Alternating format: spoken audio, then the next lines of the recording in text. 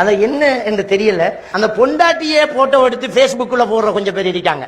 நாங்க நோரெலியாவுக்கு போன ஒரு போட்டோ, நாங்க கட்டாருக்கு போன ஒரு போட்டோ, நாங்க கொழும்புக்கு வந்த ஒரு போட்டோ, இது போட்டோ பொண்டாட்டிய போட்டோ. ஒரு சிலர் பொண்டாட்டியோட நின்று போட்டோ எடுத்துட்டு அந்த முகத்துக்கு மட்டும் ஒரு ஹார்ட்டை போட்டு மறைச்சிட்டாங்க.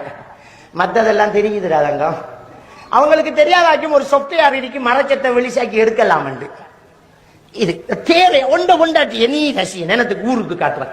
அதுலயும் அந்த கல்யாண தண்டைக்கு அந்த பொண்டாட்டியோட அவர் நிக்க, அவரை கூட்டாளிமார் அங்கால நிக்க, பாக்குறாக்களுக்கு 6 புருஷன் என்று கேள்வி கேட்க எதுக்கு இது எதுக்கு இது? அதுலயும் அந்த கல்யாணத்துல மணமகளுக்கு சோடா பருக்கிறதுக்கு மதினிமார் கொஞ்சம் பேர், அவன் சோடா பருக்கலாம் யோசிச்சிருப்பான், அவசரப்பட்டமோ இதை கேட்டிருக்கலாம். இப்ப 6க்கு புருஷனுங்கிற கேஸ் இந்த அளவுக்கு கேடுகட்ட ஒரு விஷயமாக இந்த திருமண கலாச்சாரங்கள் நடந்துகிட்டு போறதை நாங்க பார்க்கிறோம்.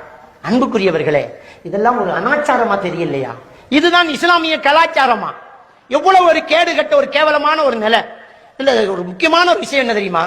இந்த புருஷன் ரசிக்கிறதுக்கு முன்ன கமராமேன் நல்லா ஜூம் பண்ணி ரசிச்சிருவான். மேடம் கொஞ்சம் திரும்பி நில்லுங்க, சரியா தெரியல, கொஞ்சம் கைய கொஞ்சம் இப்படி கிளப்புங்க அப்பான், ஜூம் பண்ணலாம், இப்படி கைய வைங்க, இந்த பூவில கைய வைங்க. அவனுக்கு தேவைப்பட்ட சோதனை எல்லாம் அவளை வச்சு அவன் போன்ல அழகா ஜூம் பண்ணி கமராவில் போட்டோ எடுத்து இந்த ஆஜியாருக்கு ஒன்றும் தெரியா இடிச்ச